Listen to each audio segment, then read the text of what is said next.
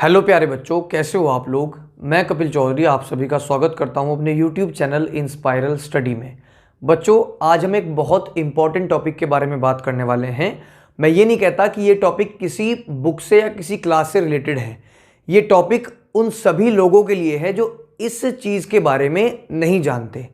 आज की इस वीडियो में आपके दिमाग में जितने भी डाउट होंगे इस चीज़ को लेकर वो सारे क्लियर हो जाएंगे। तो बच्चों, आज हम बात करने वाले हैं वर्जिनिटी के बारे में। ठीक है, हम लोग सोचते हैं कि कोई भी फीमेल बॉडी जिसकी मैरिज हो जाती है, ठीक है, उस टाइम पर अगर उस फीमेल बॉडी को ड्यूरिंग फर्स्ट इंटरकोर्स अगर ब्लीडिंग नहीं होती है, ठीक है, तो हम लोगों के दिमाग में एक सबसे बड़ा प्रश्न उठ जाता है कि क्या इस फीमेल बॉडी ने कभी पहले भी किसी और के साथ इंटरकोर्स किया है।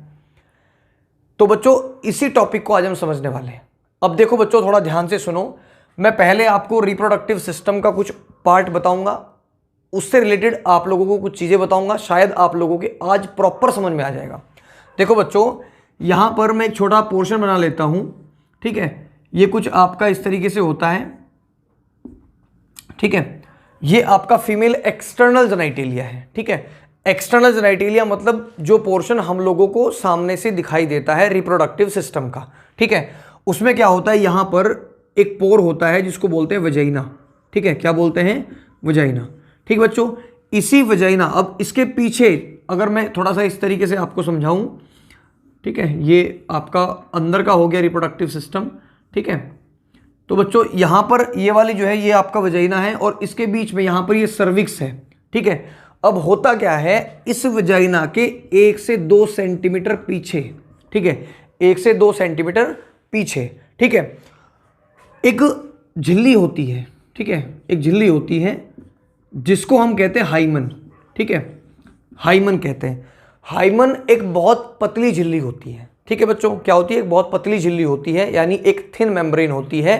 ठीक है, जिसका काम क्या है, जिसका काम ये है कि फीमेल बॉडी के अंदर अगर यहाँ पर ये हाइमेन रहेगा तो जो वजाइनल बैक्टीरिया हैं जो वजाइना के थ्रू एंटर हो सकते हैं, ये उनसे वजाइना की रक्षा करता है जिससे कोई इन्फेक्शन ना हो सके। ठीक है बच्चों, अब इसका खेल थोड़ा अलग है। अगर इसका ब्रेकडाउन हो जाए किसी कारण से, तो कुछ लोग ये सोचते हैं कि इसका ब्रेकडाउन केवल और केवल इसी कारण से हुआ है कि इसी फीमेल बॉडी ने इंटरकोर्स किया हुआ है पहले से। ऐसा बिल्कुल नहीं है। देखो, ऐसा क्यों नहीं है, मैं आप लोगों को आज कारण भी बताऊंगा और सारी डिटेल से आपको बातें भी बताऊंगा, क्या क्या ओरिजिनल बातें हैं। देखो भाई, होता क्या है, ये जो हाइमन की कहानी है, इसकी कहानी थोड़ी सी अलग है।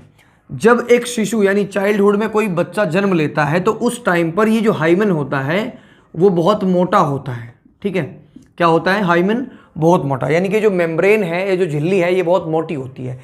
लेकिन प्यूबर्टी के समय तक आते आते ये झिल्ली एक पतली झिल्ली हो जाती है और एक बहुत पतला रूप ले लेती है। ठीक है, बात समझ गए।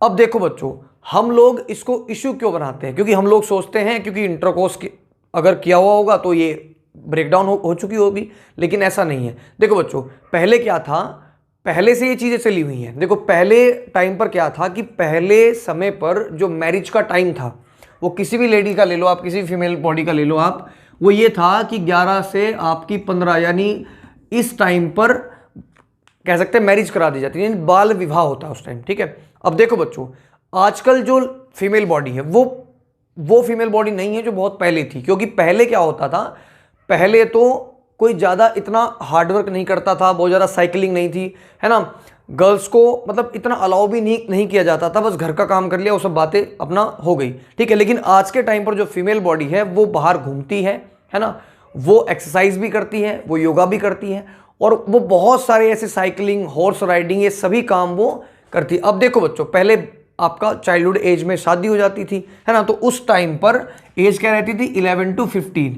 अब ये जो आपकी हाइमेन है वो अगर 15-16 एज है तो ठीक है, लेकिन उसके बाद अब मान लो आजकल की जो जनरेशन है वो लगभग 20, 21, 22, 23 साल, 24, 25 साल की एज में किसी की मैरिज होती है। ठीक है, अब उस एज तक आते आते तो वो झिल्ली बहुत पतली होके अपने आप ही ब्रेकडाउन हो सकती है, या फिर हम लोग जैसे कोई घर का काम करते हैं, साइकिलिंग करते हैं, जो बच्चे जो गर्ल्स मेनली जॉब करती हैं, है ना, उनकी तो ऑटोमेटिक जो है वो क्या हो जाती है, ब्रेक डाउन हो जाती है। तो एक बहुत बड़ा संशय है, बहुत बड़ा एक कह सकते हैं डाउट है, तो मैं क्लियर कर दूं।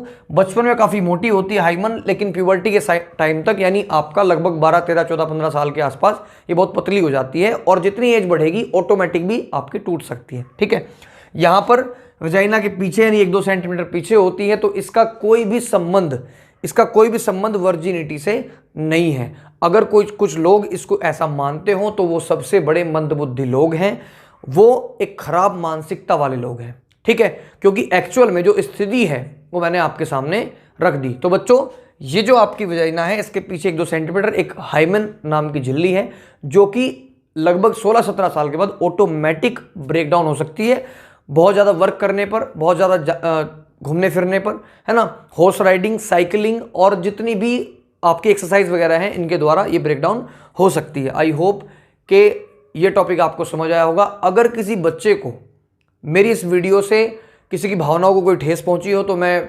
आपसे सॉरी कहता हूं, लेकिन ये वीडियो बनाने का मेरा फ़र्ज़ था, क्योंकि बहुत बच्चों ने कमेंट किया था ऑन डिमांड वीडियो है, तो इसीलिए मैंने ये वीडियो बनाई है ताकि और लोग भी इससे कुछ सीख सकें, है ना, क्योंकि मेरा काम है समझाना भाई, आप लोग बुरा मत मानना। ठीक है बच्चों, आज के लिए इतना ही, फिर मिलता हूँ एक अच्छी सी वीडियो में।